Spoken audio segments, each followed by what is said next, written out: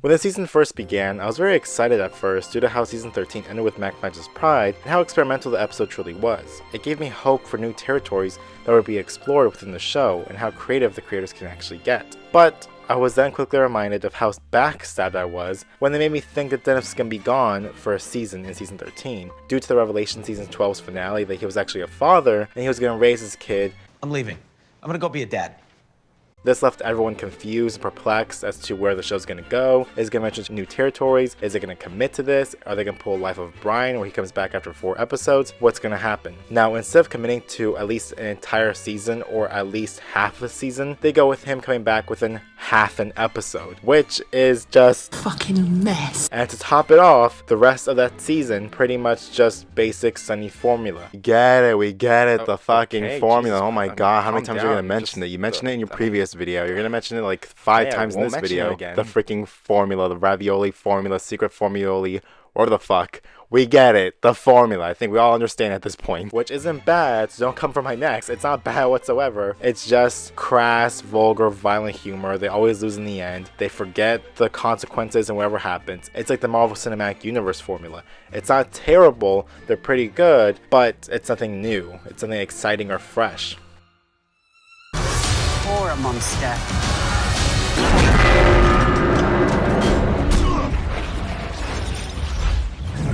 However, after watching and finishing this season, I can gladly say that season 14 of Sunny Philadelphia exceeded my expectations.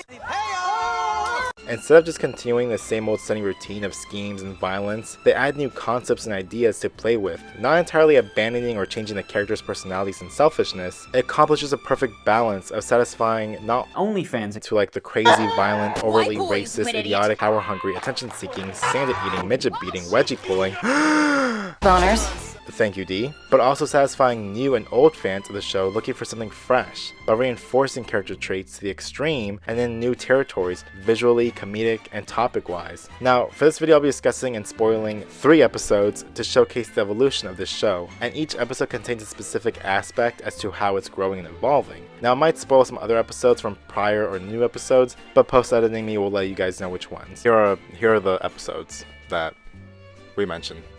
With that long ass intro being said, and to help my sanity in editing me, thank you for recording a 35-minute video I have to edit, while post-editing me, or you, has to find more information, more research, and more clips to put into the video, so thanks I guess. The first topic that we're going to be discussing is long-term effects, and for the corresponding episode that we're going to be looking at is... Now, this show is known for its lead cast of assholes to continuously forget and easily move on from the consequences that their hijinks and schemes cause to others. There isn't anything traumatic or life-changing that truly affects them other than Frank and Charlie living together. Now, you could say that there are 2 exceptions, one being Cricket, who joins on some occasions of the gang's hijinks and schemes, and each new appearance becomes more grotesque and drug junky. However, it's not really affecting the gang themselves. They make fun of him and belittle him, but other than that, he's not really playing a huge part, only in some parts of their, as I said, hijinks. Next is Maurice Ponderosa, and with her, she mostly starts off as a regular cat lady from day one, and is now a literal dead cat. And the only person she really affects is Dennis because she's obsessed with him and loves him. Then she dies, so there's nothing really that affects him. I mean, she lived with him for a couple of days, but wasn't really much that really affected them, except for that marriage episode where everyone got high off milk. Can't do this, Maureen. No, please, what have I done? Oh, God, what have I done? Now, season 12 tried to make an attempt of changing their characters, and that being with a cliffhanger finale of Dennis leaving the gang to help raise his child, and he could have been gone for an entire season, or at least half a season, or at least 3 episodes, but he comes back after half an episode. So the writers clearly didn't care about taking this gigantic risk and sticking with it to have the rest of the gang, Charlie, Dee, Frank, and Mac, try to survive without him. I mean, it was nice to see them and hear them how they're destructive and worse without Dennis, and how they end up having like this gigantic orgy with a lifelike sex doll version of Dennis. That was pretty great and dark, but at what cost? I mean, it would have been great to see that in like the last episode of the season when, you know, he comes back, but it's all rushed in one episode. I'm back. The real me. Let's not make a whole thing of it. You. I gather you were meant to replace me? Well, that's not necessary anymore. And I'm glad to say that the first episode of season 14 is fantastic, and it continues to show how the show can evolve and grow. Now the first 2/3 of this episode seems like any episode. The gang creates a scheme to get laid, by renting out a spare room of their apartment to only single females. Mac and Dennis work together in their apartment, while Charlie and Frank work together. The jokes in here land, it's no shock really, especially the ending joke with Dennis, Mac, and an engaged couple. It gets very dark and idiotic, and it's just pure bliss of shock factor and chaos. Not really of what you see, but mostly what they say and just imagining of what they said. The true stars here are actually Frank and Charlie, who publish a post online saying that they're looking for a foreign pair of best friends who are visiting and need a place to stay and crash. The pair obviously being females so they can sleep with them, and the post is very ambiguous, and the two hope that they get 2 hot Austrian girls at their doorsteps. They're 2 Austrian broads. Oh. Lexi and Nikki. Oh, wow, Frank. But instead get 2... Who the hell are you? Hi, we're here for the room. No. We're waiting for Nikki and Alexi. Yeah, I am Nikki. Und this is meine Vater, Alexi. Oh, who turn out to be almost identical twins to Charlie and Frank, personality-wise, not physicality or Frank's compact build. Both pairs have the same interests and even eccentric ways of living. While Frank has his toe knife, the Austrian Frank has a toe spoon, which turns out to work a lot better than the knife for obvious reasons. The spoon is there to scoop it out, and the knife mostly cuts you and makes you bleed. Even both groups love the weird-ass peanut butter skillet sandwich that Charlie cooks up. Everything is paradise and pure bro time, and they love each other's company and presence. Until 2 actual hot Swedish chicks show up. The guys are immediately kicked out and replaced because Frank and Charlie thought with their second head. They have a blast and love sharing a bed and sleeping naked with them because it's a Swedish thing apparently. But as time passes, they both begin to miss the guys. Hey, Frank, can I admit something else to you, man? I can't stop thinking about Alexi and Nikki. Me too. So they search and chase Nikki and Alexi down, only to find them at a bus station and discover the 2 are actually headed back home. The guys forgive Frank and Charlie and ask them to make a promise. If you love us as much as we love you, then we will regroup at this exact same bus station 1 year from now. Something along those lines. And then the show ends with a cliffhanger. No joke, no gag, just a promise. Now this could have ended one of many crazy ways. Here are just 2 examples of mine. One being that it fast forwards 1 year from now and it shows Frank and Charlie forgetting to meet up with them and Alexi and Nikki are just stood up. Or the second one being that mere seconds after making the promise, both Frank and Charlie automatically forget who they promised it to. It's like as if the day never happened. It's fantastic, and I hope that the 2 sexy Danish guys reappear for more than 1 episode, because it would just show more growth to their roster of characters. I hope that Alexi and Nikki end up living with Charlie and Frank, or being roomies, or living right across from them in the apartment complex. This will either make their lives much better, or just more interesting. It's great development and new possibilities, and I'm so excited and happy, but staying precautious again because of Dennis' situation, and hopefully they fully commit to these new characters and changes. Now there is one little nitpicky bitch moment that I have with this show, and that being that they really missed out on one comedic opportunity in which in the episode A Woman's Right to Chop, here we see Dee give herself the speak to manager haircut. What have you done? Yeah, I told you I was gonna get the cut. God damn it. It's fucking awful, but it's hilarious to look at. And I thought that they were gonna go with this for like an entire season, or at least half a season. Like they're making fun of her for looking like this. She's gonna look like an actual bird. But instead, they just get a wig to cover it up, and everything's good as new. I mean, that's a missed opportunity. That's me being nitpicky. It doesn't ruin the show or anything, or ruin the episode whatsoever. It's just that I kind of wish I had more of the speak to manager D. But you get what you get. I'm not bummed out about it. It's still a great episode. Up next is change in visual style, and for that we're gonna look at. God dang it, come on. To be fair, this has been done very few times in previous seasons, one being in season 11 episode 4 of Being Frank, in which the entire episode was shot in the perspective and height of Frank Reynolds' mind and eyes. It's a hilarious look into the daily life that is very chaotic, disturbing, greasy of Frank Reynolds' way of living. In the season afterward, in episode 5, we get Making Dennis Reynolds a Murderer, which is a satire that parodies Netflix series Making a Murderer. The show is shot with found footage, police cameras, and audio tapes that make for hilariously creative scenes. No.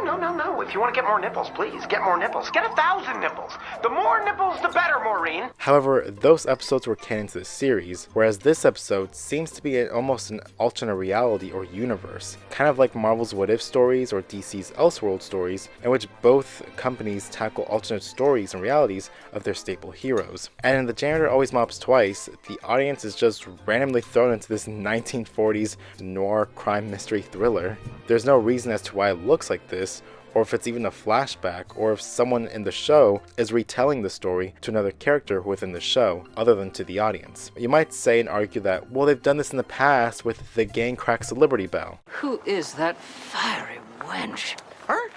Oh, that's just my sister, Deandra. She's our slave. Yes, but that was a concoction made by the guys to make this elaborate storyline of how Patty's Pub played a direct role into the cracking of the Liberty Bell in 1776. There was a reason as to why that story happened.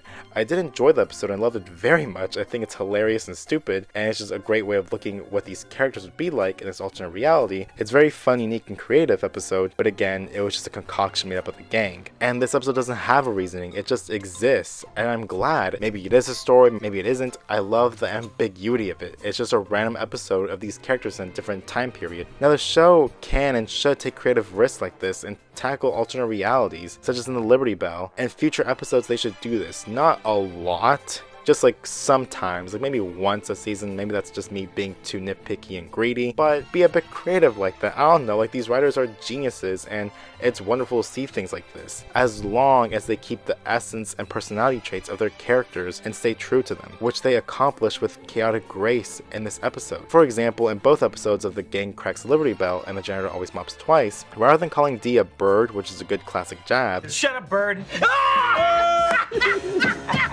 is instead given a reinvented label that is appropriate to those time periods, which I didn't know I needed to hear and I needed in my life. In the Liberty Bell, she's called a The witch! and The Janitor Always Mops Twice. Why send one of his goons? What? I'm no goon. It's simple, it's dumb, it's genius. My small peepee brain just laughs at it whenever they call her that. Small things like that really just put a smile on my face. Mac and Dennis are two detectives, and Dennis still belittles Mac, and Mac is still dependent on Dennis and receiving his approval. Dee tries to act so hard and being the sexiest and coolest. God damn it, why are you smiling? Well, I'm trying to look sexy. But is still considered unattractive, and Very ghoulish. while Frank is too worried about his burning butthole. We're gonna get more into that later on. And Charlie shines and steals the show in this episode, whether it's through his small quirks of inhaling glue or just his terrible handwriting. Now, I don't want to give away too many jokes or spoil them for you because it would just kind of ruin the joke if I explain them too much. But to give an example, there's a montage of Charlie writing down notes in a very serious crime noir tone fashion, and all we see is his Illiterate handwriting and his fucked up drawings. It's so dumb to look at, it's so serious, and then you have this terrible handwriting. It's a great contrast. Small things like that are just well thought out by the writers. It's fantastic. Now the show's plot is Charlie is a rogue detective and is trying to crack a mystery, a case that is almost unsolvable. Now what's the case, you might ask? Well, It's Frank. He's been diarrhea poisoned. yep, and it's crazier as the story goes along, involving an underground alcohol ring of, I think, prune juice or grape juice, and Cricket in a... The camera angles and visuals are striking and never before done in the show. There are shots that are very Orson Welles inspired, shots taken from angles such as corners of a ceiling, or behind books as characters walk in, up close shots that emphasize pores and sweat of characters, and just more old-timey crime film angles. The mystery is engrossing, the comedy is idiotic gold, the black and white visuals with subtle color keeps your attention like in Sin City. It's classic Stupid Sunny, but in a very different era and style. Chris, what's the rating? And you really can't deny the importance and the impactfulness of this film. I'm gonna give The Janitor Always Mops Twice an A+. Thank you, Chris. Very cool. And for my last topic, I'm going to look at an episode in which it ends with a very lighthearted tone and just an overall happy ending. Turned over, she was topless and wanted big tips not that. What I mean by happy endings is that no one gets beaten, bruised, humiliated, or even burned alive. Not even the sideline characters like Cricket. Holy shit! Now, to be fair, there is chaos that occurs in the beginning and middle part, which is perfect because it satisfies old and new fans, but it has a little twist with the ending. Just an ending where everyone understands one another or has different perspective on each other. And for that, we're gonna look at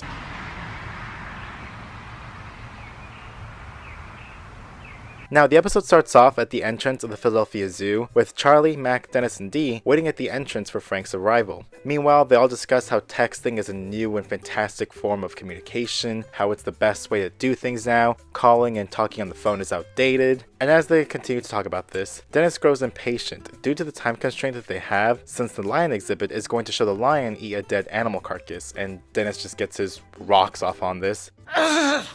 So he heads off and tells everyone to text him when Frank arrives and to meet him at the exhibit. Dee follows right behind him since she's scared of being alone due to the trauma that she experienced at a zoo when she was younger, and Mac and Charlie wait for Frank. Frank finally arrives and the trio head their way into the zoo. They accidentally get confused and lost and make their way into the sea lion exhibit rather than the lion exhibit. As they try to communicate and regroup with Dennis and Dee, miscommunication just goes through the roof and everyone begins to have their own agenda. Frank from the get-go just wanted to go to the gorilla exhibit and infuriate a gorilla by eating bananas in front of it. Dee just doesn't want to be lost and wants to be with anyone that she can find. However, nobody wants to hang out with her, so they get as far away from her as possible. Dennis tries his hardest to make it in time at the lion exhibit, and Charlie just wants to have some bro time with Mac and go to the meerkat exhibit because the night before that, they actually watched a documentary on meerkats and grew this fascination towards them. So Charlie and Mac made a promise to go to the meerkat exhibit.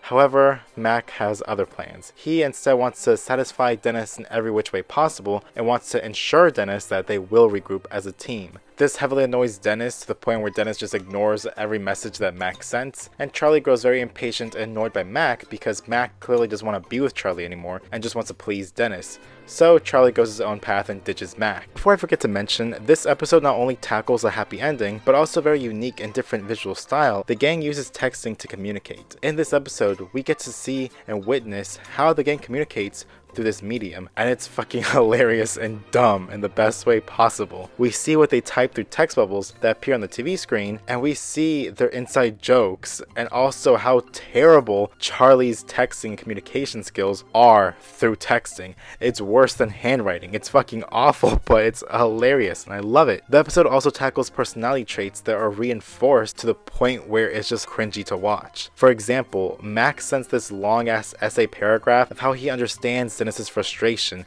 and is willing to help and how he loves him so much as a best friend. The text bubble only appears for like a split second, so you have to pause it, but it's worth the pause and it's worth the read because it is so cringy and just makes your skin crawl. It's so cringy. It's hilarious. So we get to see Mac's personality trait of how he's so obsessive with Dennis. And Dennis, all he replies with is K mere seconds after Mac sent that message. It shows how he doesn't care for Mac whatsoever or cares what he says. Also, side note, Dennis shows his dominance by peeing on Mac's shoe.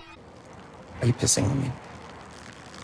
Yeah. And Dee tries so hard in this episode to be part of the boys and is continuously texting bad jokes with a terrible delivery and timing, and sometimes appear to be either very racist or very homophobic. For Frank, we see how weird he is and how obsessed he is with angering a gorilla by just eating bananas in front of it.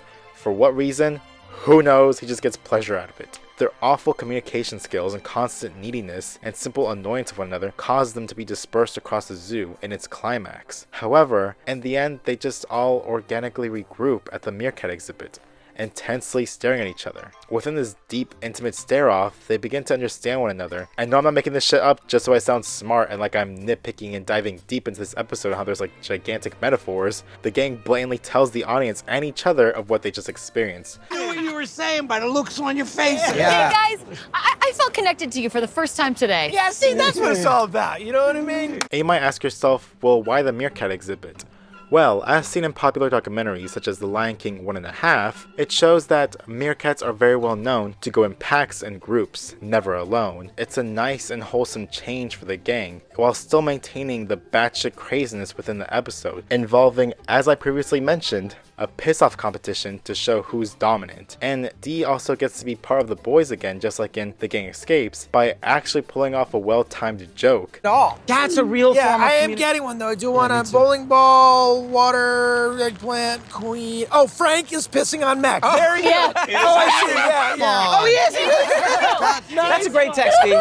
Oh, you want a great text? I'm gonna. Dee beat you to it. Yeah. And it's wholesome, everyone's laughing with her, not at her. Every episode in the season tackles something different in its own unique and fresh twist, whether it's satirizing social media, climate change, and even making fun of people who demand for film studios to produce more non-SJW hard R-rated films, while those same people don't go buy movie tickets to support said R-rated films or non-SJW because the tickets are too pricey, so they don't want to go to the movie theaters to pay for it and would rather torrent or pirate the movie at home in the comfort of their couch. This causes studios to water down films to a much more family-friendly audience and less hard R-rated, more PG-13, or more SJW-like. Where's the dong? And don't even get me started on the season finale being perfect. It's right next to Mac Finds His Pride. Without getting too much into details because this video is probably already too long, the final episode is the most self-aware episode in Sunny history, in my opinion. It doesn't break the fourth wall like Deadpool, but its writing and setting conveys that the creators are fully aware of their show's own mortality. In the episode, the gang is playing a game of laser tag, and Dennis wants to continue with the same game plan that has won him the first place slot on the leaderboard for over a decade. Now the rest of the crew grow tired of this plan and want to venture out into new territories. Again, I'm not making or saying this shit up just so I sound like I'm deep diving into the lore of Sunny Philadelphia. The characters literally blatantly tell the audience this. Okay? I'm trying to get that paper, son. All right? Win, stay alive, get that money. Feel me? I feel you. But those guys are having fun and doing something fun out there, and that's what I want to do. The entire conflict of this episode is whether to continue with the same old routine and guarantee a win, or try new plans that will guarantee a fun ride but a chance of losing their spot. The leaderboard is symbolism or metaphor of the charts and ratings of TV viewership. Dude. Gonna need them dollar bills to get more of them, which means we gotta stay on top of the leaderboard, we gotta win at the game. And what about our reputation, man? Think about like our legacy, dude. You know what I mean? Yeah. We've been in this game the longest, right? But when we stop, you think they're gonna throw us some kind of parade?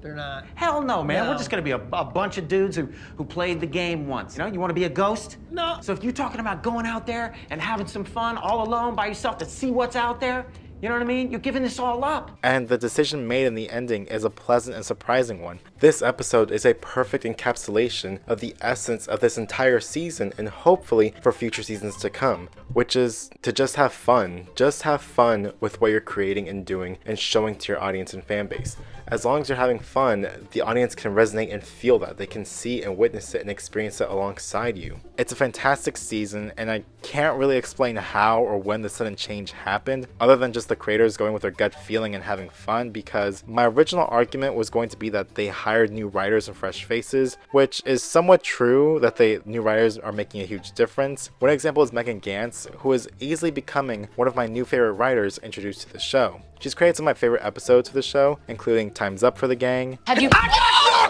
D-Day, and the as previously mentioned, The Janitor Always Mops Twice. One of my personal favorite things about her is that she's able to give more depth and nuance to Sweet D. Not an SJW perspective or entirely making D a hero or a good person to look up to, but someone who is equal in chaos and intelligence as her friends. On D-Day, we get to finally see D create her own plan that not only gives her what she desires, but also outshines and humiliates her friends in the process. Did I frighten you? She's still a selfish person, at times racist, and just an overall shitty person who you like to watch have chaos with her friends. But at times, it's nice to see her become a formidable foe against her own friends and kind of win sometimes, because why not? Oh, thank you.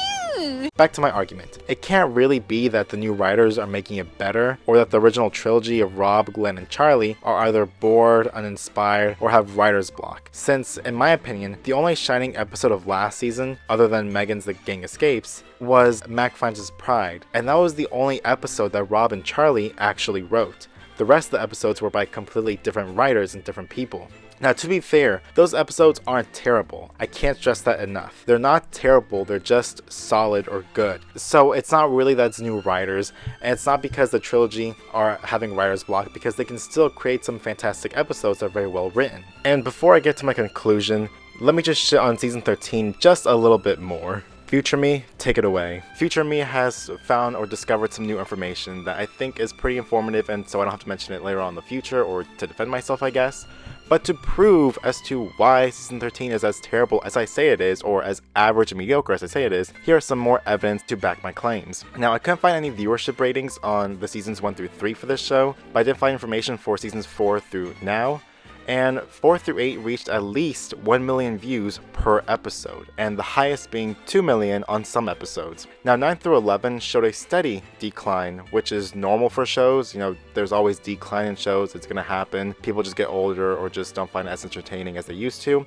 So nothing crazy, nothing bizarre. And in season 12, there was somewhat of a dramatic influx. Not gigantic, but it could show that there was a difference between 11 and 12. 12 having a much more influx and increase in viewership ratings, such as in the first episode in season 12, reaching 0.730 million views in comparison to the previous season, season 11's first episode, having only 0.716 million views. Not bad, not by any means, I'm not saying that's terrible, but in comparison from, 1 year apart, it shows a pretty big increase. And you're probably wondering, what does this have to do with anything? Well, as the show steadily declined from 9 through 11, it also steadily increased from 11 to 12. Now, the show decided to take a year 2020 turn and fall harder than Tekashi 69's career. Oh, wait, no. Yeah, people are still supporting this dick, so... No, it didn't fall as hard as Tekashi 69. Probably fell harder than... Insert whatever joke you want to. In season 13, the first episode, which would be the first episode that wouldn't include the show's favorite and lovable murderer, possible murderer, Dennis Reynolds. The episode reached 0.6 million views. Not terrible whatsoever. Now the real kicker is that 1 week later, after the first episode, the show lost half of its viewership. Now if you want me to be a smartass and give you an extremely exact estimate, then the show lost half of its viewership in 1 year and 8 months from season 11 to 12. Not steadily, it drastically lost half of its viewership and views in a year and 8 months, or 1 week if you want to look at it from episode 1 of season 12 to episode 2 of season 12. It's a mess. Now you're probably saying, oh, well, this has nothing to do with, Dennis leaving and coming back after half an episode. Maybe not. I still wholeheartedly believe that's what it is. Also other factors, but this is too huge of a change. It's too drastic and extreme. It's just so low rated in ratings and views. It's the lowest this show has ever had. And to top it off, some episodes in this season feel scrambled. In 3 episodes near the end of the season, we don't have Dennis Reynolds whatsoever. And the reason isn't because he's going and taking care of his kid or doing something else important. It's just that Dennis Reynolds, or Glenn Howerton, had scheduling conflicts with his show to The Sunny Show. So they had to give this last minute quick reasoning as to why Dennis isn't in the episode. And in one episode, they don't even give a reasoning at all. They don't even say anything. He's just not there. It feels messy. And then there's one episode with Charlie that feels much like a filler episode. It's just a scrambled season. The tragic news is that season 14 in viewership ratings isn't doing any better. It's getting less and less views. And this season is fantastic. The show is actually taking a turn for the better. And it's not getting the recognition that I believe it truly deserves. The show can go on and can still be fantastic as it was from day one. It's honestly sad seeing this show not get the recognition it deserves when it's doing better or making changes that are better for the show and add more twists and flavor and spice. Let's just get back to the past recording me. Thank you for that, future me. Now back to my original conclusion, I guess. I don't know what the reasoning is for this sudden burst of creativity and is coming from. Maybe it's the writers, directors, creators, everyone who's working on the show are finally on the same page of creating this cohesively and cohesive train wreck that are the lives of this group of friends. Whatever it is that they are doing, they need to keep doing it because it sure as hell is working. And I love it, and I can't wait for future seasons to come out of this show. Now, those were just 3 episodes that I discussed in this video. If you guys want me to discuss the rest of the season, then just let me know down in the comments below so I can dive in deep and make a part 2 for this season. Thanks for watching, and have a great day. Stay safe. Later.